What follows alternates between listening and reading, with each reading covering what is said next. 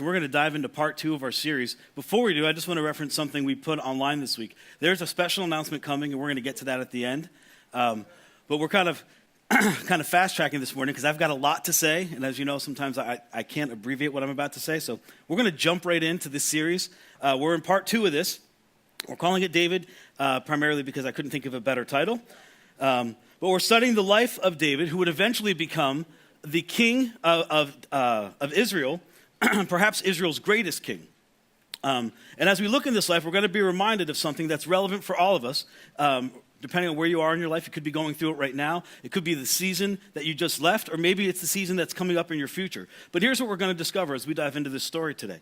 That the ways of God are most unappealing and seemingly irrelevant when we are angry, isolated, or afraid. That the ways of God are the most unappealing and seemingly irrelevant when we are angry, isolated, and afraid. If you're a Christian, we believe that this is the God of the New Testament. If you're not a Christian, maybe you're a theist and you have this idea of God, or maybe you're really not sure what you kind of believe. We believe that there's a God who kind of ordered ways, who knows what's going on. But regardless of kind of where you fall on that spectrum, as we read through this life of David, we're going to see something that's very similar in all of us. And that's that when things aren't going the way we think they should be going, God's ways seem very unappealing and very, very irrelevant. Sometimes we ask ourselves this kind of question when we're in these environments. Why would anybody even do this? We kind of look out. Why would anybody do this? Why would anybody ever think that? Why would you make that choice? Why would you spend money that way? Why would you go and do this kind of thing? And these are 3 conditions that we've all kind of discovered. 3 conditions that really have the potential to undermine the resolve of the most dedicated, the most devout, and most disciplined person there is. These three kind of emotions are really like 3 giants that tend to slay the most devout Christian, the most devout person. And if we're not careful, it'll cause us to go off the track, to go off the rails, so to speak, relationally, physically, financially, or even professionally. One of these 3, or maybe even a combination of these 3, tend to be your greatest regret in life. And the reason for this is when we're part of these conditions, when we're kind of overwhelmed with these emotions that are associated with this condition, we're compelled to do something. Right? There's kind of this anxiety, there's this feeling going on, and we're not sure what to do, but I just got to do something. I've got to do something. We kind of scramble because of that anxiety. As a matter of fact, we even do this. We find ourselves willing to do just about anything. I'll do anything to relieve this pressure. I'll do anything to get rid of this anxiety. I'll do anything to not fear the way that I've been fearing. And what ends up happening is the things that we use to try and get a way out and trying to alleviate pressure create more pressure. The things that we use to try to avoid a regret really create a great regret. There's no loss of regret, there's more regret. Things aren't less complicated, they're more complicated. And we end up angrier and we end up lonelier. Now, as we dive into the story of David, David, even being Israel's greatest king, he had 2 huge, colossal failures in his life. 2 of them that are very huge. One of them that he's kind of more famous for happened in his 50s when he was actually the king of Israel. He was King David, the king that we're all familiar with. The one we're going to look at today, it happened in his 20s. And not many people know this story. He's really not famous for this.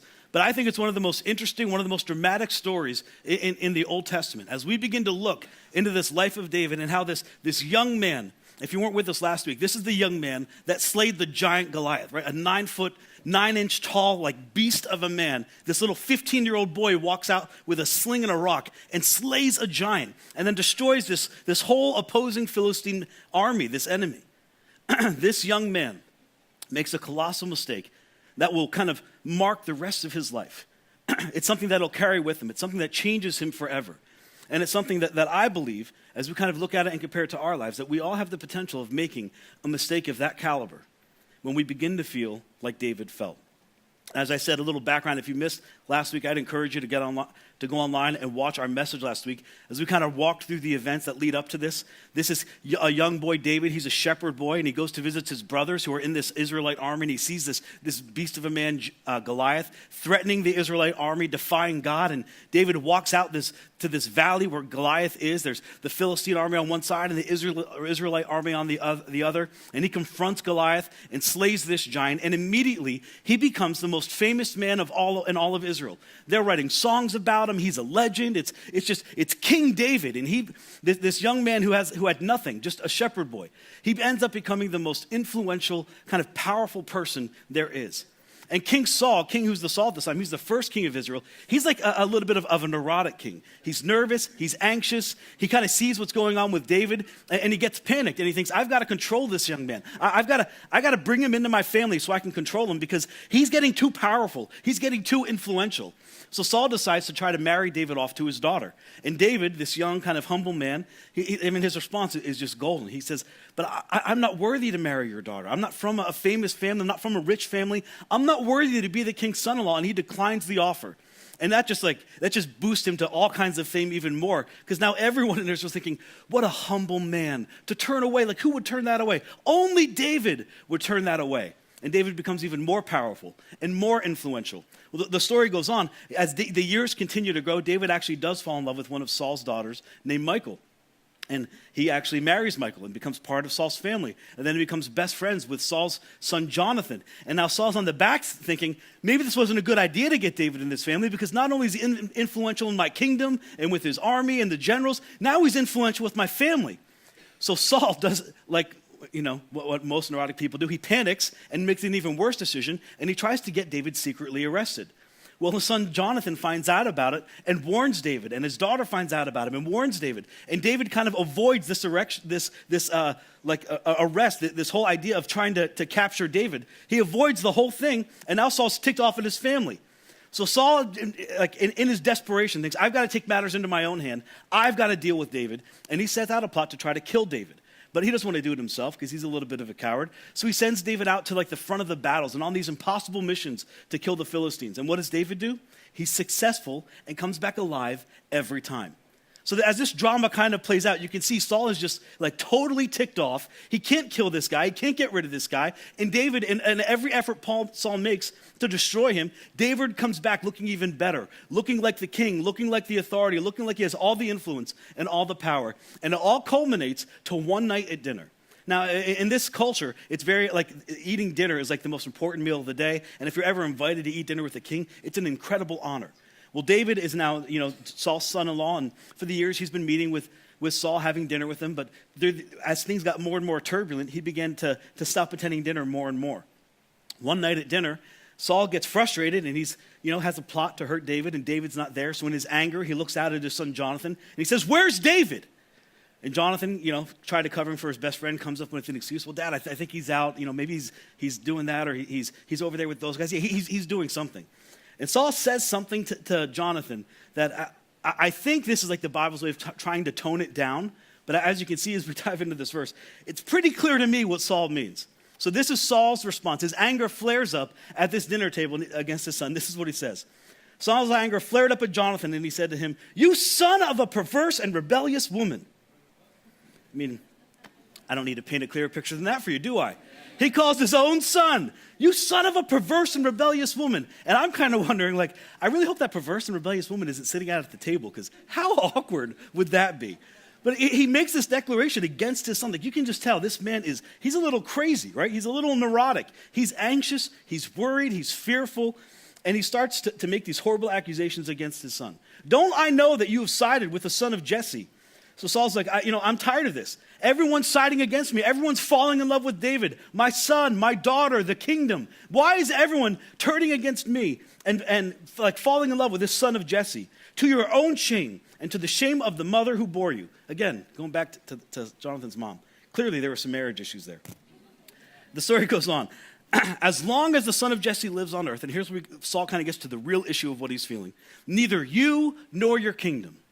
So Saul's the first king of Israel, and he's thinking his son Jonathan will be the next king of Israel. They'll have this legacy. They'll be these great rulers over Israel. And he looks at his son and he says, "Neither you, as long as you continue to side with your best friend instead of me, neither you nor your kingdom will ever get established. Our family history will die with me. We'll never make the mark we thought we'd make. This won't be a dynasty or a legacy. It's going to fade away. Your kingdom will never be established. Now send someone to bring him to me, for he must die." What does Jonathan do? Jonathan, being David's best friend, he runs and he finds David. And he says, "You got to get out of here. Run. Run for the hills. Go anywhere. My dad's trying to kill you." David, this little tug of war between you and my dad, it's not going well. It escalated really quick, and now he wants to kill you. You've got to run. So David, 22 years old. This is just 7 years after he kills this giant Goliath. this 22-year-old boy. He decides to run. Like, what does he do? He runs. But understand David's position. He doesn't deserve any of this. He killed a giant. He put his life on the line for the kingdom of Israel. He put his life on the line for the king because the king wouldn't fight the giant. And then countless times, he led Saul's armies. He was Saul's bodyguard. Saul sent him on impossible missions, and he came back alive time and time again. Why does he deserve something like this? David runs. But my guess is, David's feeling what a lot of us would be feeling in that situation, right? He's abandoned, he's angry, and he's afraid. He's feeling abandoned by his family, by the king, by his nation. He's angry because, after all, he doesn't deserve any of this. And now he's scared for his life because Saul's coming after him with an army to kill him. So he decides to take matters into his own hands. He lost sight of something it's hard for us to imagine because we kind of see this from like the 30,000-foot view, this whole story, right? We see David, we see him kill Goliath. We know that at some point he's going to be king. David doesn't see that. And in the midst of his circumstances, what happens? He gets lost in his circumstance. He gets overwhelmed, and he decides to take matters into his own hands. And we kind of look at this and think, David, why would you panic? You're God's chosen. You're going to be king. I mean, we know the end of the story. You're going to be the greatest king in Israel. But David can't see it coming. It's amazing to me that there are kind of people like that in our own lives now that are feeling maybe a little abandoned, maybe feeling a little angry because life isn't working out the way they thought. Maybe they're afraid because their circumstances have piled up and there's this mounting debt, or this relationship is about to fall apart, or there's this turmoil between your kids and you just don't know how it's going to work out. And we kind of look out at these circumstances, and from the outside looking in, from that 30,000-foot view, we kind of think the same thing that we would think about David. Why are you doing that? Don't do that. It's going to be okay. Don't make that decision. Don't spend your money there. Don't say yes to that relationship. Like, don't do this kind of thing. But oftentimes, we feel a little like David did. And that's what I see happen time and time again with a lot of Christians. But our situation's a little different, isn't it?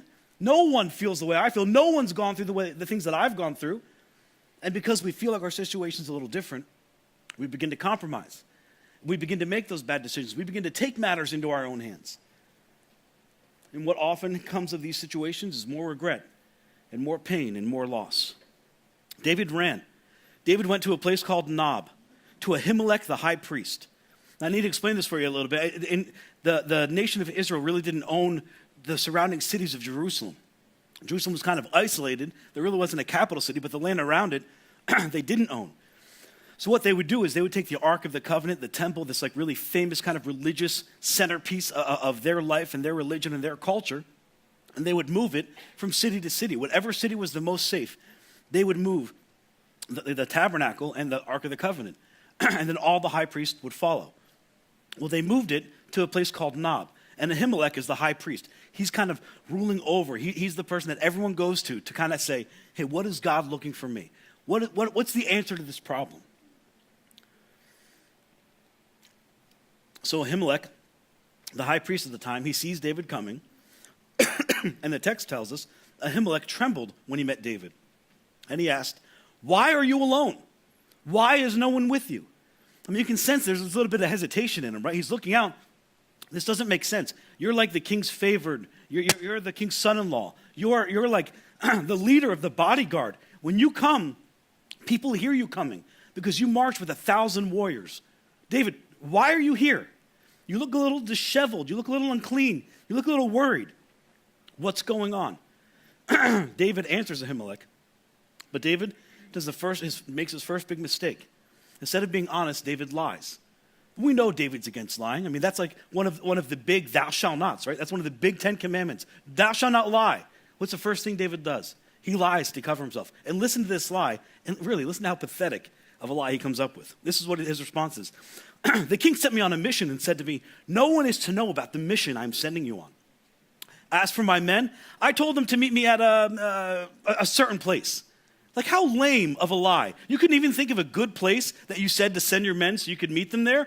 He's so panicked, he lies about why he's there, and he lies about having these men, and he sends them off, and you can almost kind of get the feeling as the story plays out, Ahimelech is seeing through this a little bit. Like, he loves and he trusts David, but something isn't adding up. So David responds, or keeps going with his story to Ahimelech. Now then, what do you have on hand? I'm kind of hungry. Give me 5 loaves of bread or whatever you can find. Now David's here, and he lies about why he's here, and then he lies about why he has no food. But Ahimelech responds to him and says, David, I don't have any ordinary bread on hand. However, there is some of this consecrated bread. Now, they point out that it's consecrated bread, and here's why. Because in this culture, the priest would make bread to God on the Sabbath day. They would kind of put it out for God. And then after the Sabbath, they'd come back, and sure enough, God didn't eat any bread. The bread was there. So the priest would take it, and the priest would eat it, but it was now consecrated bread, which meant you had to be ceremonial, that's a hard word to say, ceremonially clean to eat this bread. That was typically reserved for priests. Now, Ahimelech trusts David. He knows David loves God. He thinks David's clearly ceremonially clean. I'm going to stop saying that now. So he offers David some of this consecrated bread. This is all I have. So the priest gave him this consecrated bread. Now, David lies about why he's there, and then he lies about being hungry and the food and being worthy to eat the food. So clearly he isn't clean enough to eat this food that the priest is offering him. And he makes a decision coming up that is just going to unfold horribly. It's a decision he will regret forever. But it's a decision that I think we're so capable of making. In his fear and his anxiety, David kind of looks up to this guy Ahimelech and he says, hey, Ahimelech, don't you have a spear or a sword here? Don't you have some kind of weapon? And now Ahimelech's really kind of nervous. It's like, okay, this is the king's son-in-law, the leader of the bodyguard. You look disheveled, you show up, you're hungry, and I don't really buy your excuse. You say your men are somewhere, but it didn't really sound right. And now this great warrior, he shows up without a weapon. Like, David, I'm really not sure. I'm not sure I know what's going on here. I don't know if I like where this is going. But Ahimelech responds. Or David says, I haven't brought my sword with me or any other weapon because the king's mission was so urgent. I mean, it was so fast. I had to leave with nothing. No food, no men, no weapons. I just came here without anything at all. And Ahimelech is going to offer David something that is going to be one of those reminders. It's like one of these moments in our lives where it's like, you should rethink this decision, right? I'm like, something just uncovers in a moment we're about to do something awful. And it's like, don't do this. Don't make this decision. David asks, and the priest replies to this. The sword of Goliath the Philistine, whom you killed in the valley of Elah, is here.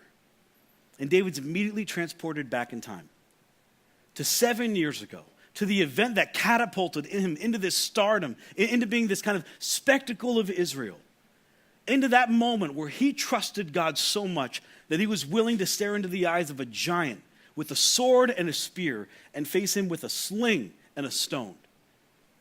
That was his wake-up call. That was his moment to say, I'm making a mistake. I got to fix this. But David misses it. He misses it as often, many of us kind of miss it when we face our giants. And we have that moment, that kind of wake-up call. Don't do this. Don't make this decision. Don't go that way. Don't return that call. It's a wake-up call that David completely misses. And if you were here last week, you're kind of wondering the same thing I was wondering as you're reading through the story. What happened to the young man who trusted God so much? He said, in you, O Lord, I put my trust. My hope is in you all the day long. What happened to that 15-year-old boy who trusted God so implicitly that he said, regardless of the giant I face, regardless of how this threat is coming at me, I will come at him. He may threaten me with a sword and a spear and a shield, but I will defeat him with a sling and a stone to show everyone else that the God of Israel is the real God whom he has defied. What happened to that young man? What happened to that boldness? What happened to that confidence? David, where are you? Where's the King David that we know and love? See, the answer is this: fear, anger, and loneliness. The three giants that David faced, the three giants that we often face, the three giants that really can capture our emotions so much so, they cause us to do things we wouldn't normally do. They cause us to think things we wouldn't normally think. They cause us to act in ways that we wouldn't normally act. As a matter of fact, from the outside looking in, we would say, don't ever do that. Don't ever do that. Don't make that mistake. But when it's us, and it's our situation, and we're facing fear and anger and loneliness, how quick are we to do the same thing?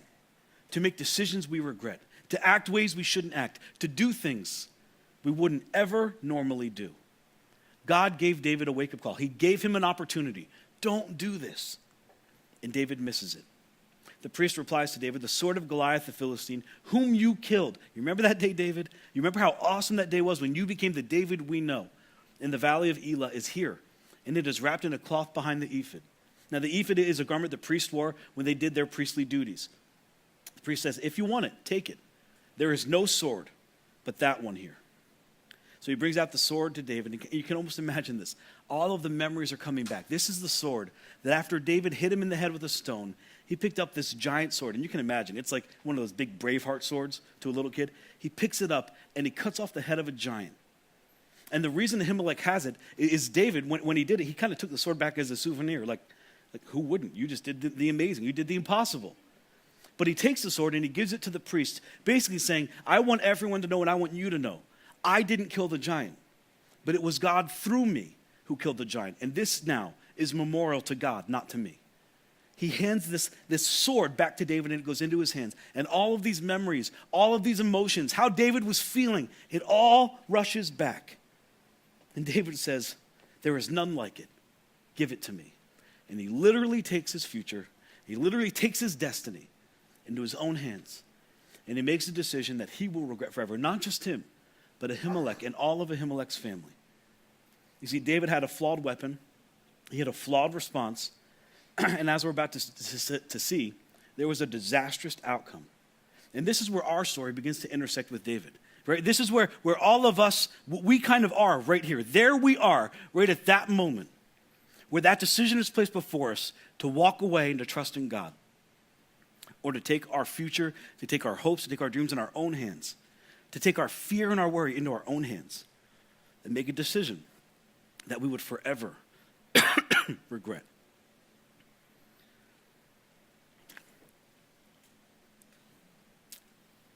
And as most of us do, just as David does, he makes a complicated situation more complicated. He makes a regretful situation even more regretful. And here's the reason why. Because he's convinced himself that his situation is different than everyone else's. Yeah, I know I trusted God to defeat that giant, but the king's after me. Yeah, I know I trusted God on all those impossible missions, but the king's after me. My situation's different.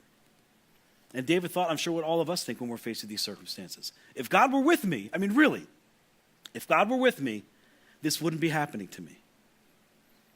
And here's what I've learned. And it's something I've learned as being a Christian. It's something I've learned as being a Jesus follower. And it's something I've seen a lot as being a pastor. That it's really easy to trust God when we have nothing to trust him with and nothing to trust him for. Right? It's really easy to trust God when everything's going well. It's really easy to trust God when your finances are working out and your marriage is perfect and your kids are behaving and your job's going smooth. It's easy to trust God and to serve God when it's like, man, life just couldn't be any better. I mean, that's easy. It's really easy to serve God when you have nothing to trust him for and nothing to trust him with. But it is eternally more difficult to trust him when things that we value begin to slip away. So David takes Goliath's sword. And then just to show how kind of far David had gone, he runs with the sword. But where does he run? To the land of the Philistines. Like clearly this guy's losing it. He runs to the very enemy that he defeated. And he kind of pleads himself, right? He goes past the land of the Philistines into Gath, where Goliath the giant was from. And he finds the king or the ruler of the Philistine army. And he says, hey, I want to join your army. And I want to go defeat the Israelites, defeat my own people. And they're thinking, dude, you're nuts. We know who you are. You're David. You're the guy who killed Goliath, our greatest warrior. I mean, you're carrying his sword. Surely you're crazy. And then David in a panic, I mean, this is so interesting. This is all in the Bible. I'm not making this up. He begins to act crazy.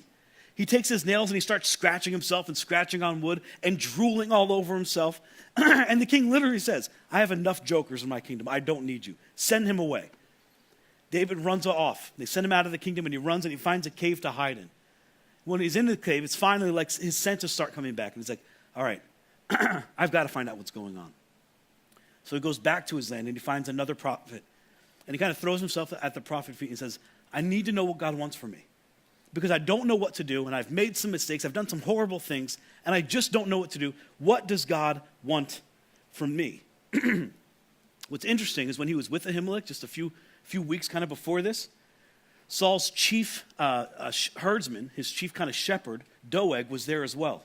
And Doeg sees David run into Ahimelech's tent, and he begins to do what any good gossip does. He leans in close and begins to eavesdrop. And he gets some of the story. He doesn't get all of it. He misses bits and pieces. But he runs back to King Saul. And he basically says, hey, King Saul, I found David. I found your enemy. And I hate to kind of tell you this, but he's joined sides with Ahimelech, and now they're working against you. Ahimelech went to God for David, and then he even gave David Goliath's sword. Here's what the text says. Ahimelech inquired, Doeg's telling this now to Saul. Ahimelech inquired of the Lord for him, that David showed up, and Ahimelech went to the Lord for David's behalf. He also gave him provisions. He gave him food. I mean, he fed him the priest's food. And King Saul, I hate to tell you this, but he gave him the sword of Goliath the Philistine. So the king sent for the priest Ahimelech and all of the men and family who were the priests at Nob, and they all came to the king. And Saul said to them this, why have you conspired against me? Why have you joined sides with the son of Jesse, giving him bread and a sword and inquiring of God for him?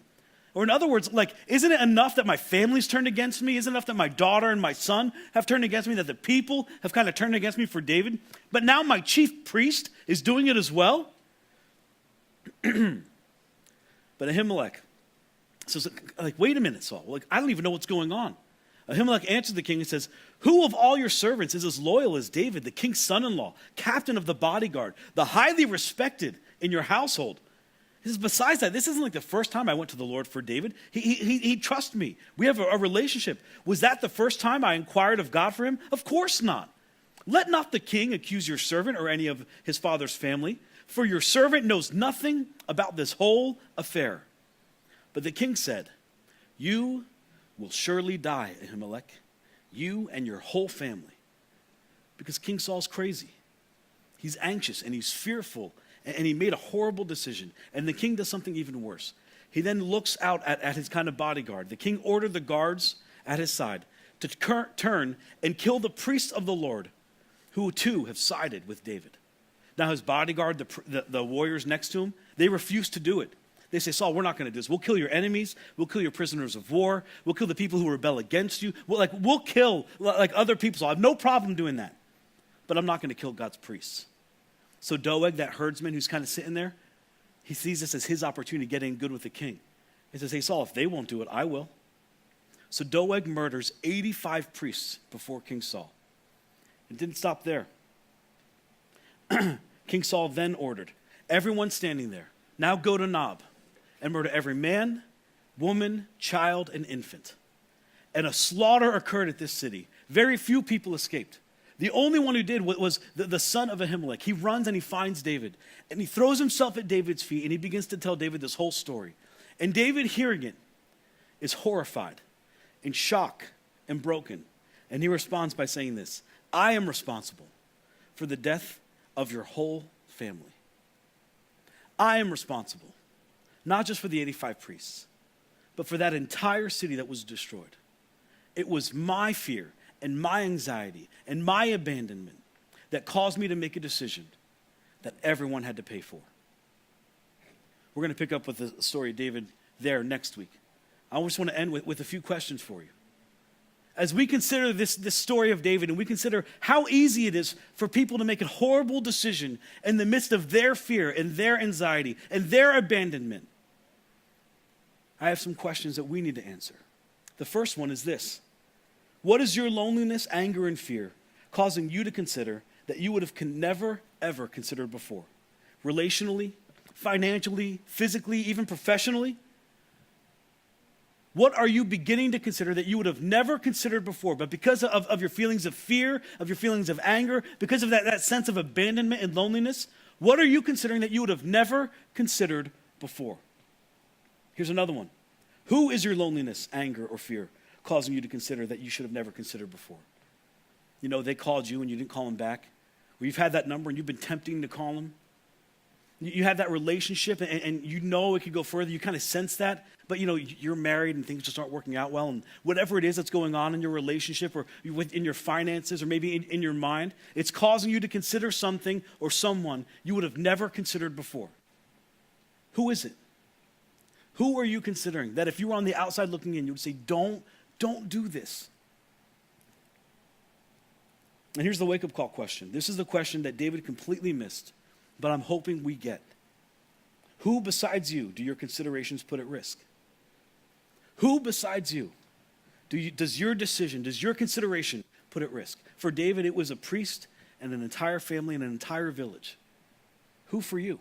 You see, I know the answer before you even answer it. It's the people you love most, the people who are near and dear to your heart.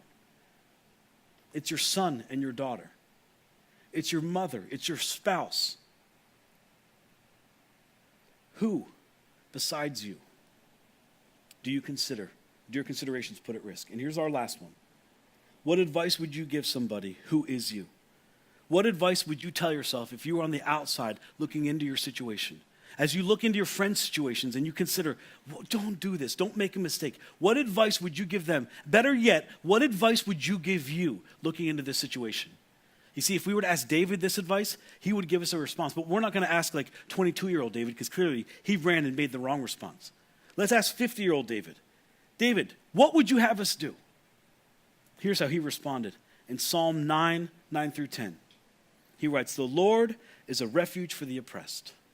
Not a chemical, not alcohol, not a drug, not a relationship, not a person. The Lord is a refuge for the oppressed. A stronghold. We don't really know this word often because we don't use it a lot, but a stronghold is a place that you would flee in times of war. That safe house. A stronghold in times of trouble. A place for you to run when your fear, when your anger, when your anxiety feels like it's capitalizing and destroying your life. David said, the Lord is your place to run. Those who know your name trust in you. For you, Lord, have never forsaken those who seek you. David would say, I thought I was forsaken, but I was mistaken. I thought God had abandoned me, but God never, ever abandoned me. I took matters into my own hand, and I made a decision that I would regret for the rest of my life. Don't do it. That's what David would say. Don't make the same mistake. Trust in the Lord. And here's what's incredible. 1,000 years after this, David's most famous descendant says something to a bunch of Israelites who are feeling oppressed and anxious and fearful because the Roman government is just destroying them and their lands. Jesus looks out over these people and Jesus says this, come to me. He put himself in place of the Lord. Come to me. You don't have to, it's not even like you had to run to God anymore. I'm here. Come to me, all of you who are weary and burdened, and I will give you rest. Take my yoke, my burden, my perspective, my worldview upon you, and learn from me. For I am gentle and humble in heart. And you will rest, and you will find rest for your weary souls. Come to me, and you will find rest. Don't make that decision. Don't give in to fear. Don't allow your abandonment to cause you to do something you will regret forever. Come to me. Take my yoke, and my yoke is easy and it's light. It's not a burden, and it's not something to fear. Come to me, and you will find rest. See, David said, the Lord is a refuge for the oppressed. Your stronghold, a stronghold in times of trouble. But for us, it's even more personal. The Lord is a refuge for the oppressed, and he is your stronghold in times of trouble. I'm going to ask the worship band to come up. We're going to close with a song, and then I'll come back up for that special announcement that everyone's waiting for. But here's how I want to close. We're going to close with a song that we've sung for years and years, and it's one you're probably familiar with. I'm going to read you the opening lyrics too, because I think it's so powerful as it kind of concludes this service. It starts like this: promise maker, promise keeper, you finish what you begin. And then I love this line: our provision through the desert, you see us through to the end. And then it says, the Lord our God is never changing through the ages. From this darkness you will lead us, and forever we will say, you are the Lord our God. And then the author, he kind of concludes the song as we sing it over and over again. He says this: we won't move without you. We won't move without you. Our fear, our abandonment, our anger, our anxiety, it won't cause us to take one more step until we know you are with us, God. I've put my trust in you, and I won't move without you. And as we sing these words, I'm going to ask you all to stand. As we sing, if that's you and you hear the people around you, I want you to take this opportunity to say, God, I'm not going to do this. This is my wake-up call. I'm not going to call him back. I'm not going to call her back. I'm not going to show up when I said I would. I'm not going to buy that thing I know I shouldn't buy. I'm not going to give up hope. I'm not going to allow my anger to dictate my life. I will trust in you, O Lord, all day long.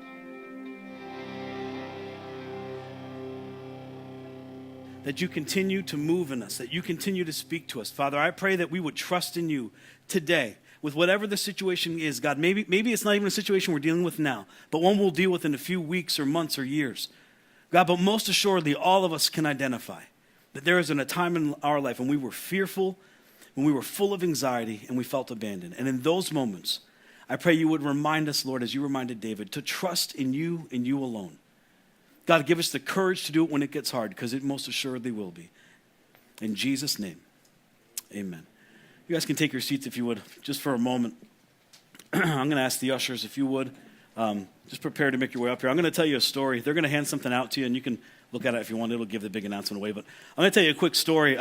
We're a new church. We're not even 2 years old. So actually, 3 weeks into September, we'll be celebrating our 2-year anniversary.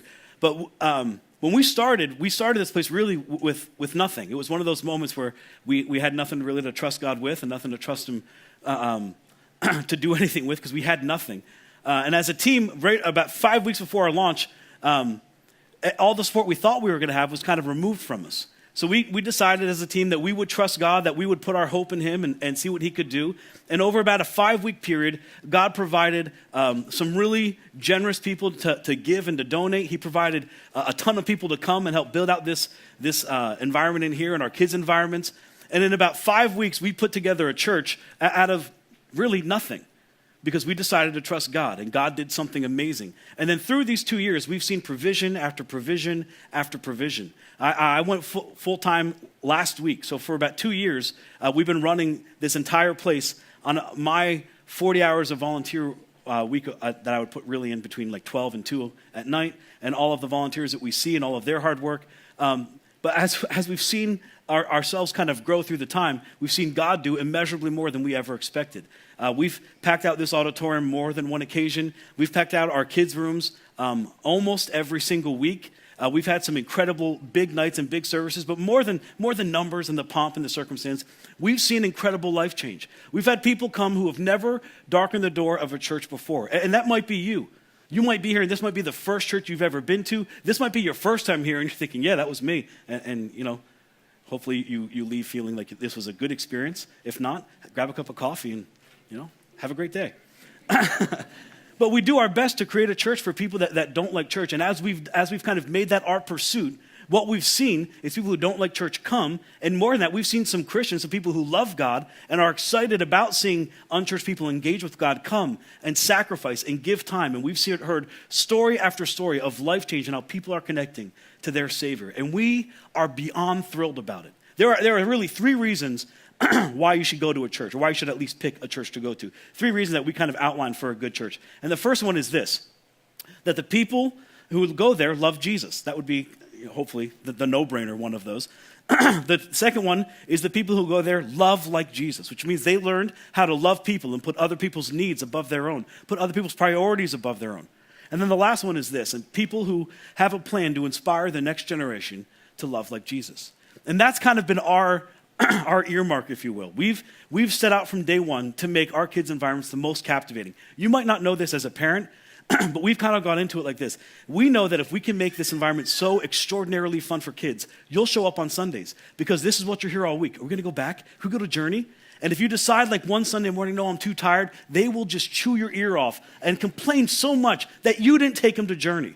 So we set out from day one to have the most captivating kids environments, to put our strongest leaders and our greatest volunteers in an environment where they get to teach your kids, like I'm teaching you, about how awesome it is to trust in God and what he can do for their life.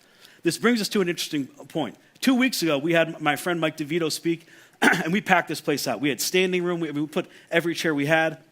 Our kids' environments were even more kind of explosive than they were here. Each of our rooms were beyond capacity. And that's not the only time it happened. It happened on the day Mike was here. It kind of raised some red flags like, wow, we really need to consider our options. But every big day we've had over the past year, we've maxed out our space in this room, and we've maxed out our space in all of our kids' rooms, which is incredible, right? This isn't a bad thing. This is like, thank you, God. How did you do this on nothing 2 years ago? We're thrilled by what God's doing. Now, I know in the summer sometimes you see some empty seats because it's Maine, and we finally have good weather, and everybody runs for the good weather. But as we've seen in spring, our average attendance was pretty much filling the seats we have. The best part is fall is always our growth time. We always tend to grow more around September, October, and especially November. Now, knowing that's coming up, here's what we've planned as a staff. We want to launch with 2 services starting September 9th. We're not just adding an additional service time. We're going to rearrange our service times a little bit. We want to offer one at 9 and one at 10:30 to kind of alleviate that hour. There's some good things that come from this. One, people love options, right? If you're an early person, you love the idea of coming earlier and getting the full day. If you're like me and you tend to sleep in, you love the opportunity to sleep in and come a little later and still enjoy a cup of coffee and a donut. So we're going to create some options for people. It's going to create more room in here so we can fit more of the unchurched who want to experience what church could be like if everyone loved Jesus those ways. And then finally, it creates a lot more room in our kids' rooms. If we didn't do this, here's our other alternative, is we set a cap at what our rooms can experience, and then we just start turning parents away once we reach that cap. And what you don't know is we're at that cap every week now. So we'd have to start turning your kids away and saying, you can't bring your kids here because we don't have enough room for them. And we don't want to do that. We want you to come. We want you to be here. And by God, we want you to bring as many people as you want here. So we want to create more opportunity and more room. So September 9th, we're going to 2 services, 9 o'clock and at 10:30. We want you to be aware of that. We'll begin to roll out some advertisements about that. But here's the big thing. To do that, we need your help. And this is something I've never been really direct at doing. We've kind of talked about this roundabouts, and we've talked about this in circles. And I did like a 4-week series on this a little bit ago, but I never gave a direct ask. I'm going to be the most direct I've ever been before. And if you don't like that, forgive me, and let's go out to coffee, and we'll talk later this week. But I need to do that for this reason. If we're going to do, and we're going to kind of walk out the plans that God has for this church, I need you on board. I can't do it without you, and that's just the truth of it. Everybody here, all of our volunteers, I'm the only one who gets paid to be here. Everything else that happens behind the scene, and really, my job's like the easiest. I get to prepare a message and come and look at you and talk. Everyone else does all the hard work. Our kids' volunteers work tireless hours. They were here at least 2 full days this week volunteering, setting up stuff for the kids' department and the float. They are like the backbone of what we do. We couldn't do this without your help. And there are some of you that have been here and you love what we do and you've sat in rows and you're even engaging in circles in our small groups a little bit, but you've never taken the next step to serve on a team. So what I'm going to ask you to do this week is I'm going to ask you on that card that they just handed out, the top is for you. You can snap that card off, rip the bottom off. The bottom one's for me. If you've been here and you call this place home for any period of time, I'm going to ask you to do the hardest thing I've ever asked you to do. And that's put your name and your email on that form and pick a ministry to serve in. Now, I'm going to outline some of the ones that we really need some help in. But if you're a guest, don't feel pressured to do this. Be our guest and come and enjoy this. This is a little bit of housekeeping. That's why I've done it at the end, because this side is probably going to bore you the most. But for me, this is what I get most excited about. The vision we had coming in here is beginning to unfold, and God's beginning to bless and rally people around it, and we need more people to do it. So here's our 3 biggest positions that we need your attention in. First and foremost is always going to be our kids' ministry. You continue to have kids, which is fun for you, and it's fun for us, but we need your help. You continue to invite friends who continue to have kids, and I am thrilled that we have so many young people that are just captivated by what's happening in our kids' environments, but we need your help. Now, here's what I want to say. If you're not like a kid person, you really don't want to spend a lot of time with kids, I need teachers. You just get to walk in and do what I do. Talk for about 5 to 10 minutes, be that kind of explosive, fun-loving person, and then you get to leave and come in here and sit. I need some teachers who are just going to do that, who are going to go into kids' classrooms and teach and talk to them, and then they can come out here and do what they want. But I also need people who don't like to teach, people who like to be kind of in the background and lead a small group. Our small group ministry is the fundamental thing what we do. You hear me say it all the time, that circles are better than rows. All that means is small groups are better than what you experience here. This is awesome, and I'm thrilled you're here, but if you really want to connect to what God's going to do in your life and in the lives around you, you need to be in a small group. And we do the exact same thing in all of our ministry environments. We do it with our middle school students at Transit. We do it with our young students in our Journey Kids classrooms. And we need more small group leaders so that we can continue to engage, to build those relationships, and to help these young people through some of the most trying times they'll ever experience, to teach them how to trust in God when things get hard. We need your help. So that's our first and our biggest push. If you don't know where to serve, put kids down. We will find a place for you to serve in there. And if you don't love it, let us know and we'll look for something else for you. But that is going to be my push every week, every Sunday that you ever hear. I'm going to push people and direct people to kids because that is what we do. That is one of the fundamental things we do to inspire the next generation to love like Jesus loved. The next 2 things, we need some people who run our tech department. We need somebody on the soundboard, somebody who runs the words for us. Those are fun jobs. You get to sit and hear the worship and hear the message anyway. But if you're any bit of a techie person, I need some help in our tech department. And our last one is our greeters.